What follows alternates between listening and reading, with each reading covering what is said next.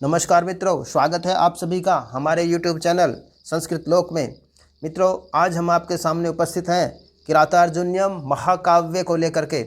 इससे संबंधित संस्कृत की परीक्षाओं में बहुत से प्रश्न पूछे जाते हैं, तो इसलिए हम यहाँ पर इससे संबंधित जितने भी प्रश्न हैं जो कि परीक्षाओं में पूछे जाते हैं उनको लेकर आपके सामने उपस्थित हैं। तो आइए शुरू करते हैं। सबसे पहले देखते हैं कि इसमें सर्ग हैं 18। किरातार्जुनीयम में 18 सर्ग हैं। श्लोक संख्या 1040 है। वहीं कुछ विद्वान इसको 1030 मानते हैं। किरातार्जुनीयम का उपजीव्य यदि पूछा जाए तो ये महाभारत का वन पर्व है जहाँ से किरातार्जुनीयम की कथा ली गई है। इसके नायक मध्य पांडव अर्जुन हैं, जो कि धीरोद्धत किस्म के नायक माने जाते हैं। प्रतिनायक की यदि बात की जाए तो इसमें शिव को प्रतिनायक के रूप में रखा गया है।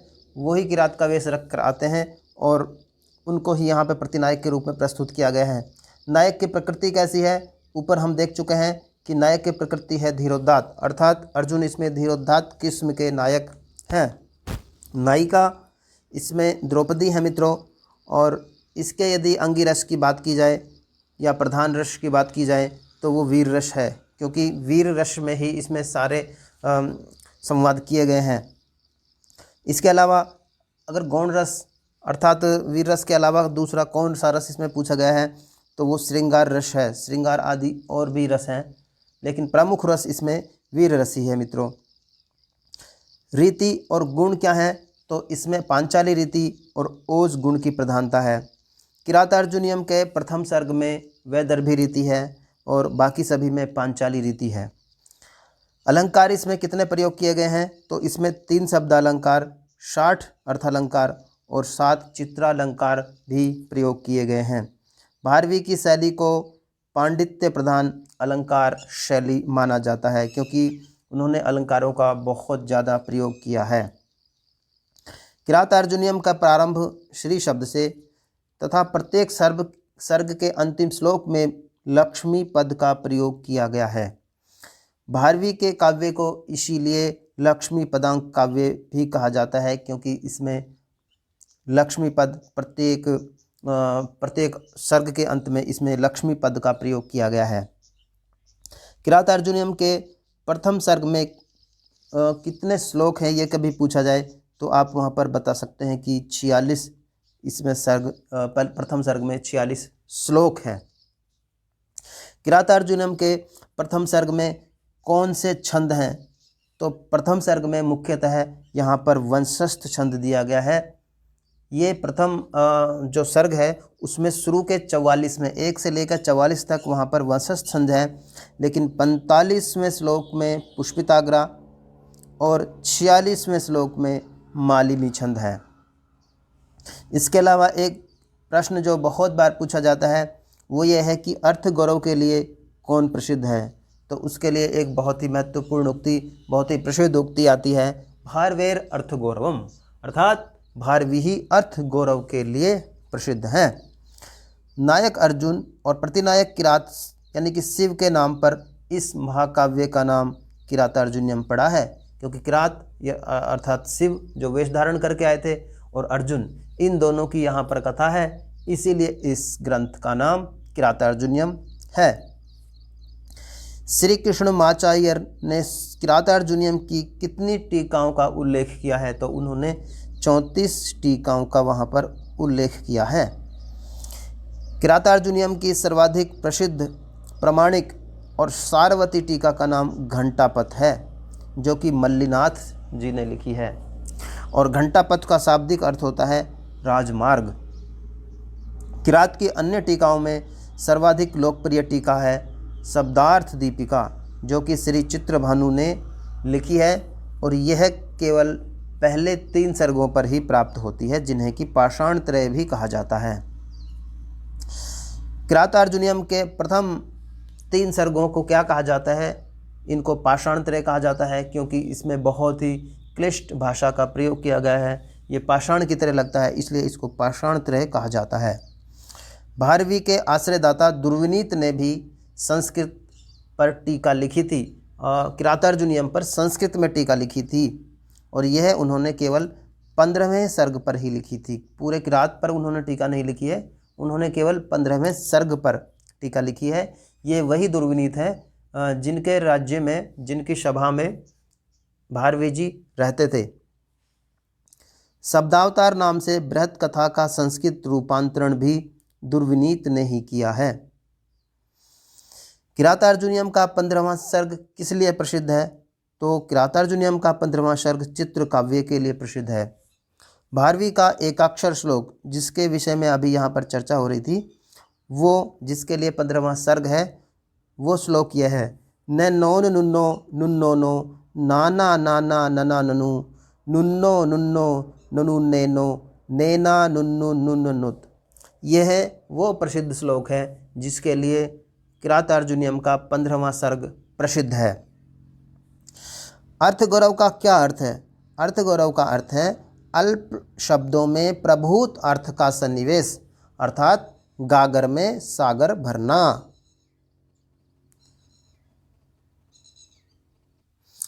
नारिकेल फल सम्मितम वचः, मल्लिनाथ ने ये किसके लिए कहा था? तो ये उन्होंने भारवी के लिए कहा था। ये कभी ये भी पूछा जाता है, इसको घुमाकर भी पूछते हैं कि मल्लिनाथ जी ने नारिकेल फल सम्मितम वचः किसके लिए कहा है? भारवी के लिए। या फिर ये भी पूछा जाता है कि भारवी के लिए नारिकेल फल सम्मितम वचः किसने कहा है? तो वहाँ पर आप उत्तर दोगे कि मल्लिनाथ जी ने ये कहा है। प्रसन्न गभीरा पदा सरस्वती, यह वाक्य किस पद से संबंधित है? नहीं, किस ग्रंथ से संबंधित है, ये पूछा जाना चाहिए। किस ग्रंथ से, यहाँ पर अन्य की जगह ग्रंथ होना चाहिए। तो ये किरातार्जुनीयम से संबंधित है। सफुटता न पदैरपाकृता न च स्वीकृतमर्थ गौरवम, यह वाक्य किस ग्रंथ से संबंधित है? तो यह भी किरातार्जुनीयम से ही संबंधित है। किरातार्जुनीयम का मुख्य कथानक क्या है? तो किरातार्जुनीयम का मुख्य कथानक है अर्जुन द्वारा शिव वेशधारी भगवान शिव से, शहर नहीं मित्रों, शिव से पाशुपत अस्त्र की प्राप्ति। पाशुपत अस्त्र प्राप्त करने के लिए अर्जुन भगवान शिव को प्रसन्न करने के लिए हिमालय या इंद्रकील पर्वत की यात्रा व्यास के कहने पर करते हैं। किरातार्जुनीयम में किरात से तात्पर्य है किरात वेशधारी शिव। किरातार्जुनीयम का मंगलाचरण किस तरह का है? तो यह है वस्तु निर्देशात्मक। किरातार्जुनीयम महाकाव्य का फल क्या है? नायक अर्जुन को किरात वेशधारी शिव से पाशुपत अस्त्र की प्राप्ति ही इसका फल है। युधिष्ठिर 12 वर्षों के वनवास के काल में अपने अनुजों और द्रौपदी के साथ कहाँ रहते थे? तो ये रहते थे द्वैतवन में। आइए मित्रों, अब हम किरातार्जुनीयम की संक्षिप्त कथा पर एक निगाह डाल लेते हैं। किरातार्जुनीयम में कौरवों पर विजय प्राप्ति के लिए अर्जुन का हिमालय पर्वत पर जाकर तपस्या करना, किरात वेशधारी शिव से युद्ध और प्रसन्न हुए भगवान शिव से पाशुपत अस्त्र की प्राप्ति का वर्णन है। यह इसकी संक्षिप्त कथा है।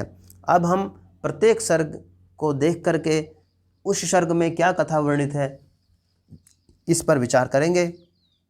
उससे पहले मित्रों, यदि आपको ये वीडियो पसंद आ रहा है तो आप इसको लाइक करें। आप हमारे चैनल को सब्सक्राइब कर लें, क्योंकि इस पर हम इसी तरह के वीडियो डालते रहते हैं।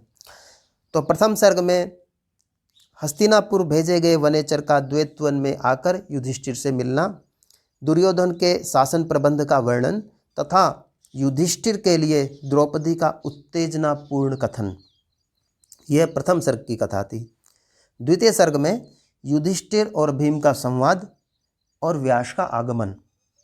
तृतीय सर्ग में युधिष्ठिर व्यास का संवाद, व्यास द्वारा अर्जुन को पाशुपत अस्त्र प्राप्ति के लिए हिमालय पर जाकर तपस्या करने का आदेश और अर्जुन का वहां से प्रस्थान वर्णित है।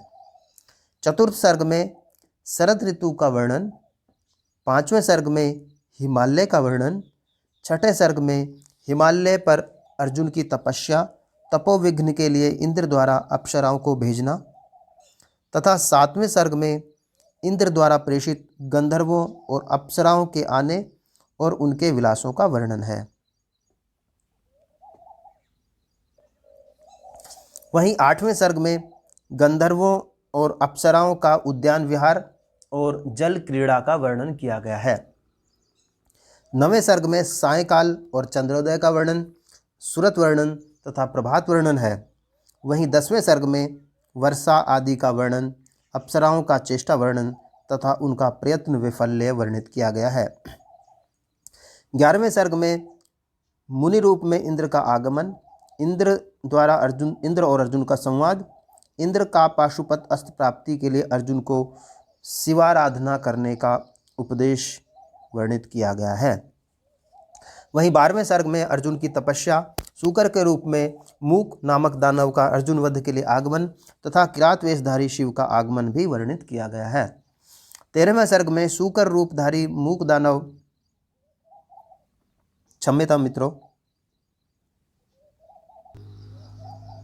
13वें सर्ग में सूकर रूपधारी मूक दानव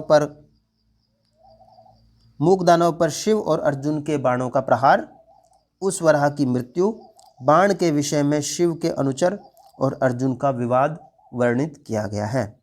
वहीं 14वें सर्ग में सेना सहित शिव का आगमन और सेना के साथ अर्जुन का युद्ध शुरू होने का वर्णन है।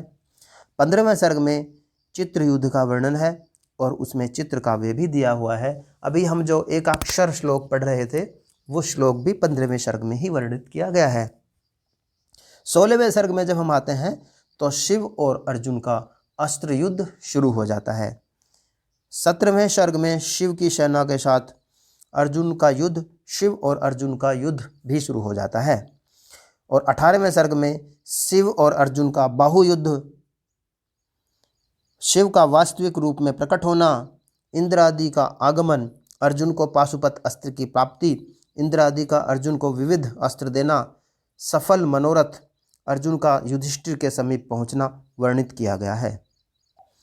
तो इस तरह से मित्रों हमने किरातार्जुनीयम की संपूर्ण कथा को यहाँ पर स्टेप बाय स्टेप हर अंक में, हर सर्ग में क्या दिया हुआ है, सर्ग नहीं है मित्रों, इसमें सर्ग दिए हुए हैं, इसमें अंक नहीं है।